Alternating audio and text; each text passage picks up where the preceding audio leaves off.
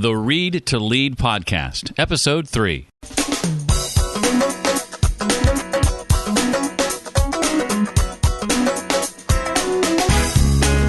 45 million people are going to iTunes every single month searching for content to fill their rides, to fill their workouts.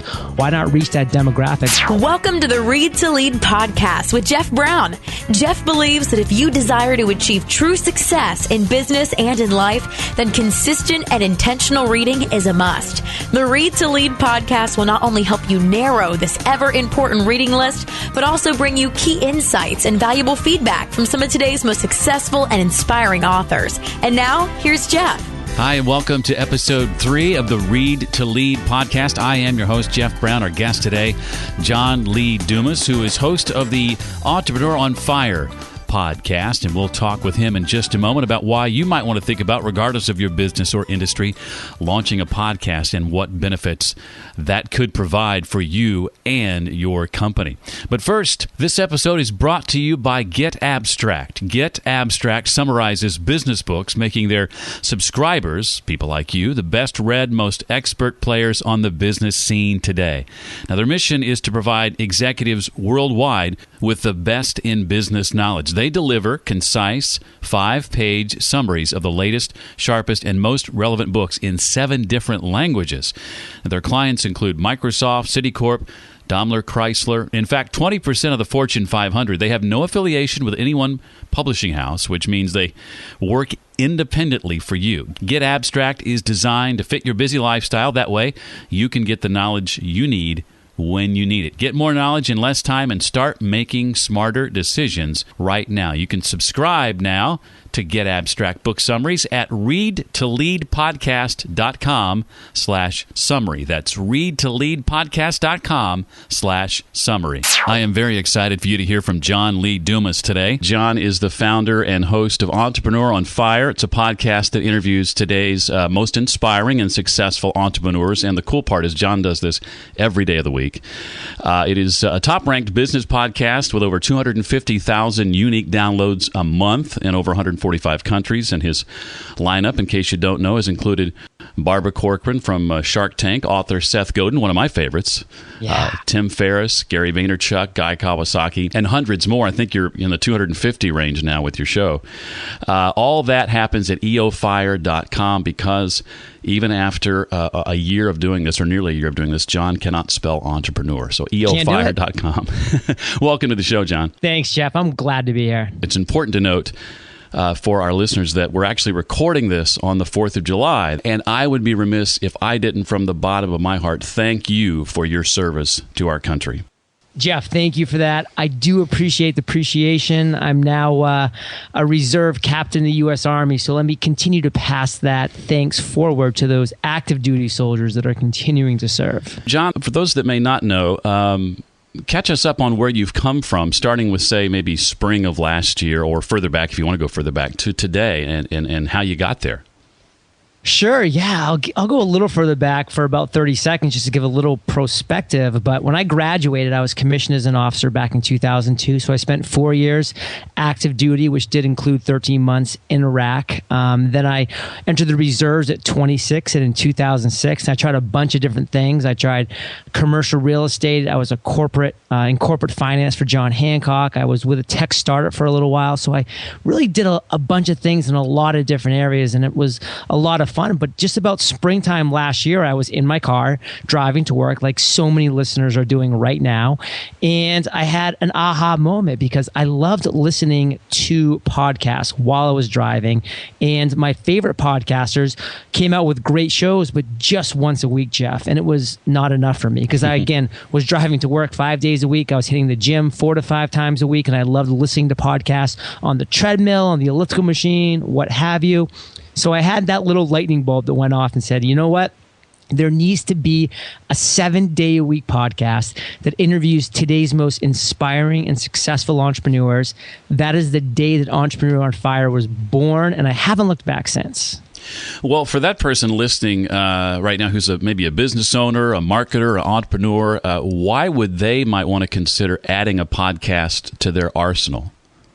There are so many reasons to add podcasting to your arsenal. For instance, 5 years ago, nobody looked at YouTube as a major search engine. And now here we sit. It's the number 2 search engine in the world, second only to Google, which happenstance owns YouTube. I was just at Social Media Marketing World here in San Diego in April, where Michael Stelzner, the CEO and founder of Social Media Examiner, stands up in front of 1,100 people as the keynote speaker and says, podcasting, bar nothing in our study, is the hottest thing in 2013. 45 million people are going to iTunes every single month searching for content, free content to fill their rides, to fill their workouts. Why not be there as well? Why not reach that demographic? Look at Entrepreneur on Fire. I reach over 250,000 people every single month in over 145 countries, all because I'm in iTunes. And the barrier is low, but it's high enough where many people are not taking that leap. It's so easy to create a blog. So millions of people are doing that every single month. Right. It's a little more difficult to create a podcast. So hundreds of people are doing that every month. And that's a huge differentiator, Jeff. And when you have a podcast, to specifically answer your question, you develop authority in your niche, you establish an intimate connection with your listeners, and you just are reaching a different demographic of people that like to consume audio. And that's huge because those are your clients as well. And would you say now with this podcast as sort of the foundation of your launching pad, is it safe to say that has opened up new doors for you and allowed you to do things that you wouldn't be able to do or wouldn't have been able to do without the podcast? 100%. Entrepreneur on Fire is a great case study because that's all I started with was a podcast. I wasn't like a Chris Brogan who had an amazing platform before he went and started his podcast, The Human Business Way, in January. I had nothing else. I just started blank slate, no online presence with my podcast back in June of 2012. I actually launched in September of 2012 was when the first podcast went live. And so you can see how quickly things have gone since then in a very positive way. And so everything that I've developed in my business, Entrepreneur on Fire LLC, is a direct result of my podcast. And you, if I'm not mistaken, you had like 40 interviews or something like that in the can before you went live. Is that right? That's exactly right, Jeff. I call it my summer of fire. I literally decided to launch Entrepreneur on Fire. I had no idea how to do a podcast. I knew how to listen to a podcast, but I had no further ideas than that. So I reached out. I got a coach, Jamie Tardy, the eventual millionaire. Wasn't cheap, but she was incredibly valuable because she had the experience. She took me down to Blog World in New York City, June 2012. I got introduced to Pat Flynn, Derek Halpern, Adam Baker, and others. And I was able to take those people that I met, shook their hands, asked them to be on the show. They said yes, and use that as social proof to, over that summer of fire, to get 40 interviews lined up and completed. So when I launched September of 2012, I could keep that daily show going. And when preparing for the launch of your podcast, is there anything, looking back on it now, that you would have done differently if given the chance? In other words, share with us. We want to know you're human. Share with us a way you messed up, I guess, is what I'm saying. I'm very human. I messed up 1,000 times, and I continue to mess up 100 times every single day on certain levels. And the biggest thing that I messed up on with Entrepreneur on Fire was I didn't launch sooner. I kept pushing that launch date back and back and back because I thought I need to get better. I need to have more interviews. Well, guess what? You're never going to be good enough in your mind. You're never going to be better. You're never going to have enough interviews in the can to make you feel comfortable. Nothing is ever going to be satisfied. So I kept pushing it back from August 15th to September 1st to September 15th. Finally, and luckily, this is why it's great to have a coach or a mastermind. I had my coach say, John, launch the gosh darn podcast. And I did. And if I had done it a month earlier, great things would have happened. Because again, I just want to reiterate that point. You're never going to be good enough in your mind. You're never going to be where you want to be. So you need to start to get better. And so I wish I had started earlier. If you could narrow it down, what's maybe the one accomplishment from the last year related to your podcast that you're most proud of? Well, I can definitely narrow that down because, again, as I shared earlier, I went down with Jamie Tardy to Blog World 2012, June, New York City, met all those amazing people, saw her and everybody else that was there speaking at the conference get up on stage and just share what they were passionate about, what they were excited about doing, and they were making a great living doing so. And this whole new world was opened up to me. I'm like, wow, I am so in awe of these people that they've broken away from their chains and they've burst onto the scene by doing something that they love and they're making a living off of it. I always was searching for that passion that I could grab onto, and I never had found it until Entrepreneur on Fire. And so my proudest moment, Jeff, was 6 months later from that point, and only 3 months after I launched my podcast. Because of the success, I was asked to speak at the following New Media Expo by Blog World in January 2013 in Las Vegas. And to be up on stage after just 6 months having my world open to it, and then 6 months later being on stage speaking to people, was amazing. I bet that was a lot of fun. So much fun. You hinted at mastermind groups a moment ago. I recently started one with some trusted friends. Share, if you would, with what I affectionately call, and I borrowed this from you, the Read to Lead Nation, how you define a mastermind group and why you think participating in one is so important.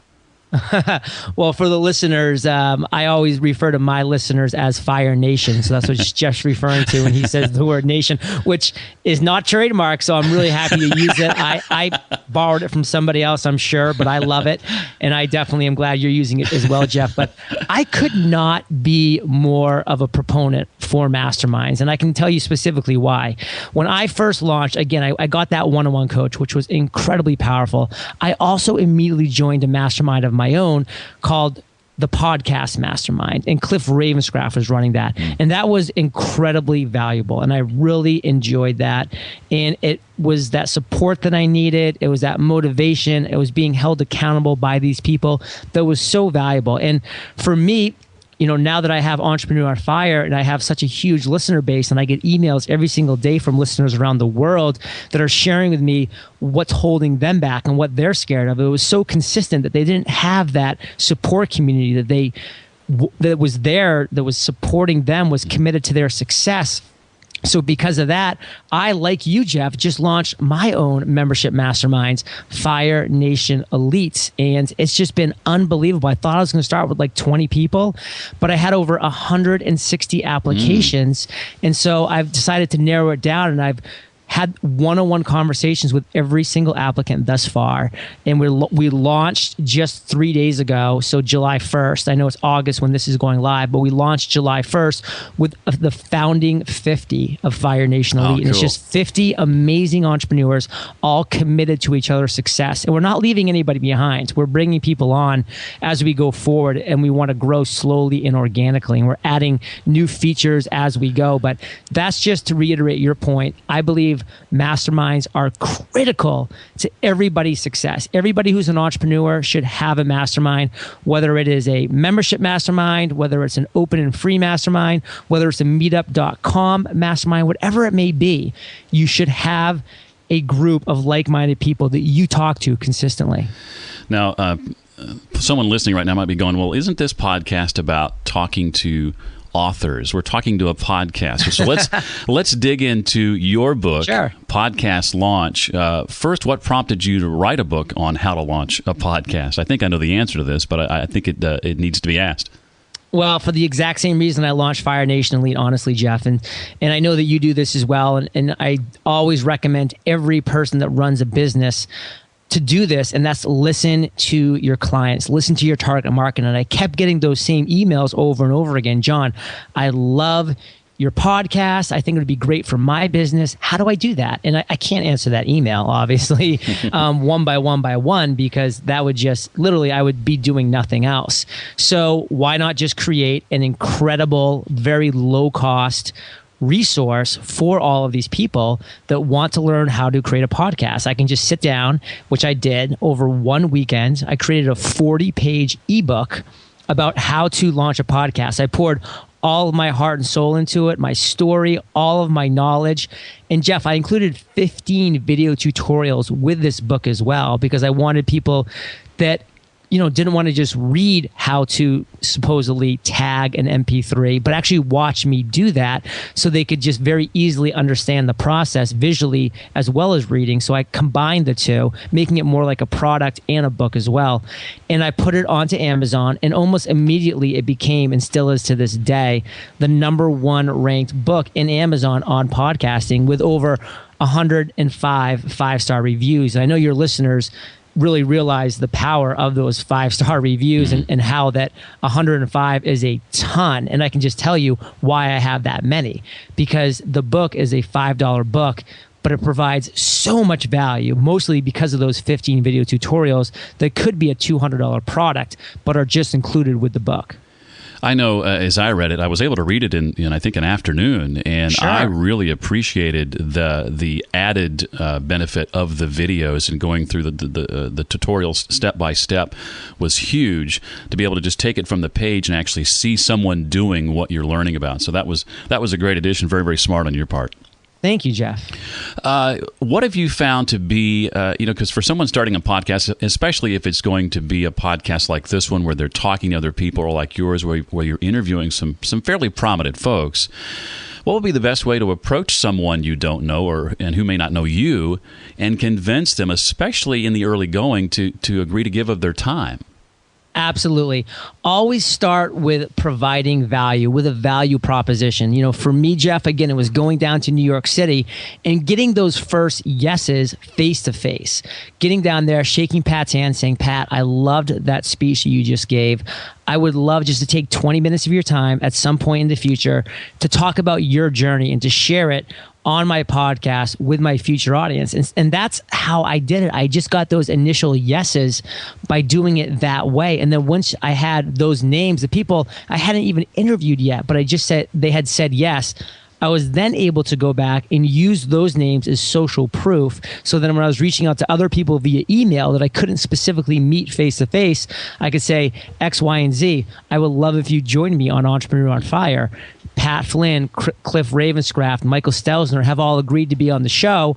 I would love if you would too. So by using their names as social proof, a lot of the people would say, "Oh, I know those guys. They're great. If they've decided it's worth 20 minutes of their time to chat with John, I'm sure it's worth 20 minutes of my time as well." And so that is literally how I built that list from 0 to 3 to 40 in the course of just a couple months. Yeah, I would imagine that social proof was critical, especially in the early going when you hadn't actually launched the podcast yet. I had no live podcast, Jeff. I had nothing, which is, again, going back to my earlier point, the sooner you can launch, the better, because you want to be able to point people towards something. So it was always difficult for me to be talking about something that was going to be launched. So if I had just launched a month earlier, everything would have started happening faster. So just launch, have that minimally viable product out there that Eric Ries talks about all the time in the Lean Startup, and start improving. Don't worry that it's not perfect. That's fine. Just get it out there. Well, at the time that this is going live, this episode, you will have been podcasting for less than a year, about 11 months. Yes. At what point did you realize in the process that you had, in this podcast, Entrepreneur on Fire, a monetizable product? And I'm curious to know who approached whom in that exchange, if you're willing to share that. I'm willing to share everything, Jeff. I am complete transparency. I really do subscribe to that Pat Flynn model of 100% transparency of my business. So ask me any direct questions. I'm happy to share all 100%. It was probably really January of 2013 after I spoke at New Media Expo. That really gave me a boost in numbers as well, because a lot of the listeners there, a lot of the attendees there became listeners and started telling their friends, and blog posts started being written about me and Entrepreneur on Fire. And so those really took my numbers, which were always pretty solid, to really, really impressive. Like at that point, I was over 100,000 unique downloads per month. Tim Ferriss and Seth Godin had just come out with brand new books, The 4-Hour Chef and The Icarus Deception, respectively. Mm-hmm. And I approached them both and said, "Hey guys, I would love if you shared your journey with my audience, and then we can talk about your book at the end as well. I have an audience of over 100,000 unique downloads in over 100 countries. will you spend 20 minutes chatting to my audience? So at that point, Jeff, it made sense for them to take the time to do that. And that's what continued to really spur Entrepreneur on Fire. Because once you have Seth Godin, Tim Ferriss, Gary Vaynerchuk on your podcast, who's going to say no besides Mark Cuban, who keeps saying no? And I'm counting on John Lee Dumas to just shoot my podcast through the roof. Oh, that'll happen. I'm going to share with Fire Nation, Jeff. Awesome. So that was really the point where I felt that I could start to monetize, because I had a large captive audience. And that was always my goal, Jeff, was to have that large audience. And I knew that once you have that captive and that engaged of a listener base, things were going to happen. And so I did. I started to get approached by some really big sponsors, Audible, LegalZoom, Squarespace. And then once I started getting approached by these people, again, I turned the tables and used them as social proof to approach some other sponsors, like 99 Designs, like GoToMeeting, and say, hey, Audible, LegalZoom, they're sponsoring me. I think that your company is a great fit as well. You should consider sponsoring my podcast as well. Because again, it's a 7-day-a-week podcast. I had plenty of sponsorship slots to give up because I, had 30 podcasts a month. I was going to allow 2 sponsorships per episode. So I had up to 60 sponsorship slots per month, which was really huge for me, a huge inventory. So I was able for Q2 to sign 6 sponsors full-time: Audible, Squarespace, Ting, 99 Designs, GoToMeeting, and I think I said LegalZoom as well, and go forward for all of Q2, so April, May, and June, with a almost 100% sponsorship slots. I had, I think, a 92% fill rate for all 3 of those months. Wow. And it's real money, Jeff, because they pay by the download. And so it was coming out to me with the downloads that I was getting to between $250 when I started, but at this point now when we're speaking, it's actually $350 per episode per sponsor. So I was getting between $500 to $600 per episode. And again, I have 30 episodes per month. So if you do the quick math, that's between $15,000 to $20,000 a month in sponsorship revenue alone. And that started 6 months after I launched. That was where I was sitting. Amazing. And so that started my major income stream at that point. And since then, I have definitely opened up other income streams, which we can talk about later. At what point, did I know that I could start monetizing? Yeah. That was the point, Jeff. Well, I know a lot of the entrepreneurs that you interview on your show mention fear a lot of times as that thing that was holding them back from starting. So I'd love to ask you why you think so many of us struggle with fear or self-doubt, and maybe what are some suggestions you'd give us to overcome those fears? I think there's a lot of reasons. I think one is that we're born with it. It's innate, literally, just like we're afraid of height. We're afraid of failure. We're afraid of public speaking because we're afraid of rejection. It's all innate. And so every single person has it. And you mentioned that Seth Godin is one of your favorite authors. And so I'll quote him here in a way, or at least I'll paraphrase him by saying that everybody has that imposter syndrome. Everybody. Seth Godin has the imposter syndrome. Every time when he presses the publish button, he feels like he's a fraud. So to the listeners out there, when you feel like a fraud or you feel like an imposter, guess what? You're not alone.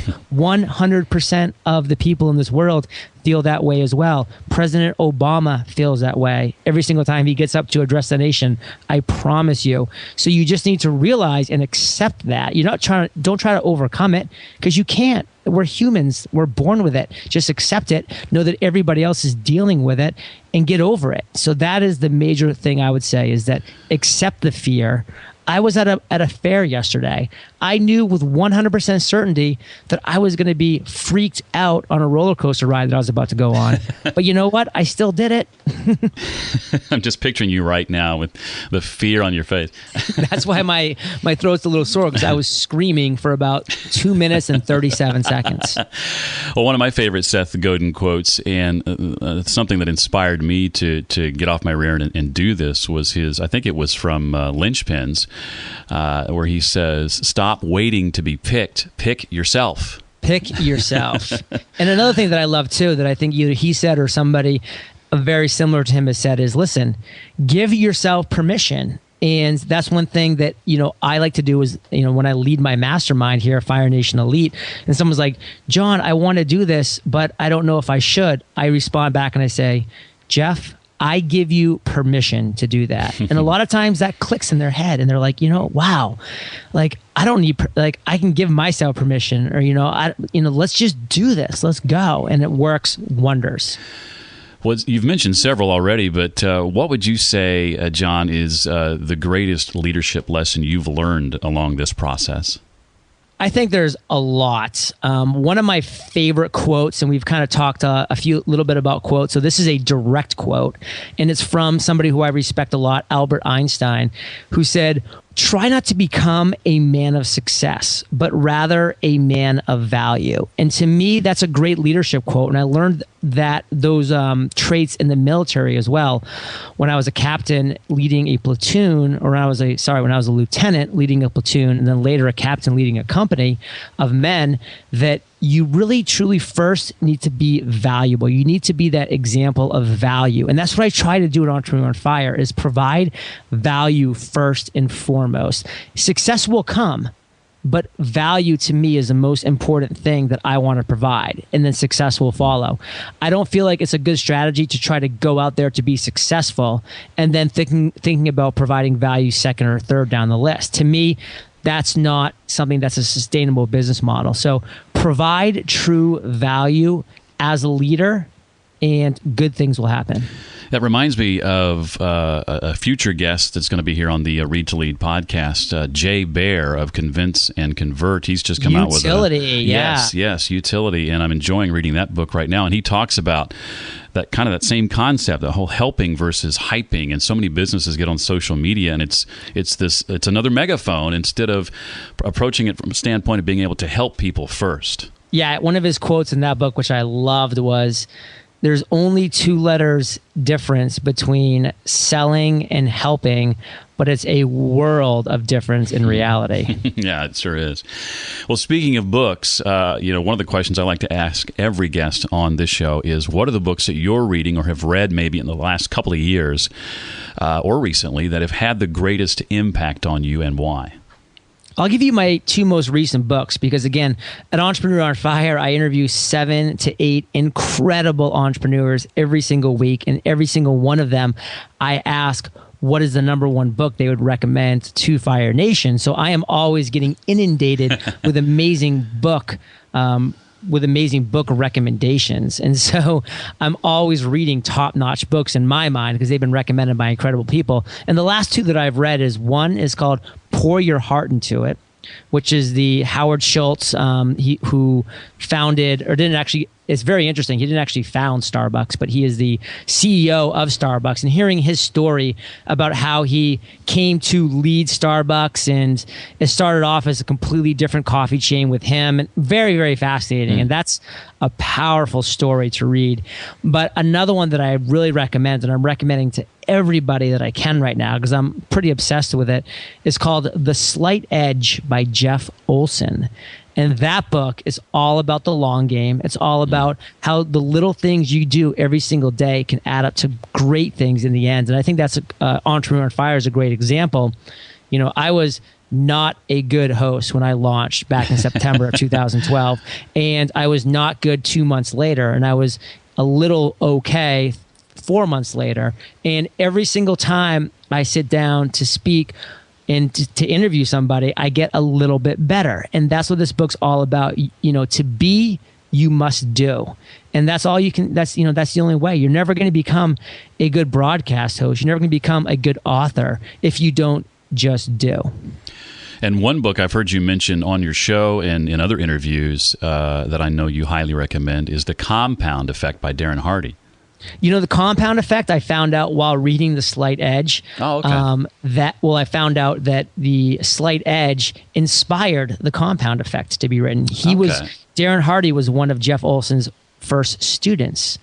And so they're very similar books, but I had never heard of The Slight Edge before until one of my guests recommended it. And then I was reading it and I was like, this guy was talking about how Darren Hardy, the founder of Success Magazine, was one of his first students. And then he went on to read, to write The Compound Effect, because there was a little addendum in the book about things that have happened since. So he was talking about it after The Compound Effect had already been published. So those are two very similar, very mind-shifting books I recommend highly.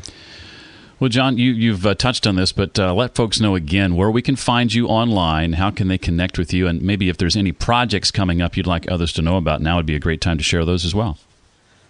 Wow. Well, honestly, Jeff, it's just been great chatting with you. I mean, you're a great host. You have a great platform. So thank you for inviting me on. I've really been honored to speak to your listeners here today. And eofire.com is really the best place to reach me. That's my headquarters. That's for all my podcasts. I have a director of content creation here, Kate Erickson, who writes a daily blog at that same website. So every single day, you'll see a show notes page with our podcast. You'll see an amazing blog article for entrepreneurs. It's a really exciting place with a ton of resources. And the thing that we're most passionate about right now, Jeff, is the recent creation and now the growth of FireNationElite.com. That's just where all of our focus is lying besides the podcast. So, I think that if people are interested in a mastermind, they should definitely check yours out. They should find one of their own, or they should check out Fire Nation Elite, because all what it boils down to is you need to be a part of a group of like-minded entrepreneurs.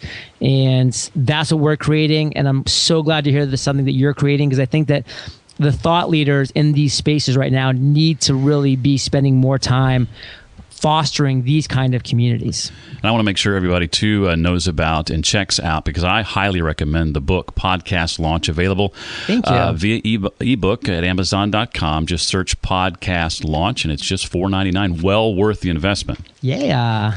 Well, thank you so much, John. And I won't say catch on the flip side, because that's how you end your show. But I hope to see you and meet you face to face and shake your hand. I look forward to it too, Jeff. Thanks again. Well, after hearing from John today and the benefits of podcasting, it's probably hard to argue against podcasting for your business. If you enjoyed today's episode, would like to comment or find out about more of the resources and links that we talked about in today's episode, just check out the show notes, readtoleadpodcast.com/003. That's readtoleadpodcast.com/003. I would love it if you could rate the show in iTunes. Let me know a star rating. Is it 5 stars? How about a 1 or 2 sentence review as well? If you have time to do that, that would be great. You'll help new folks discover this content when you do that.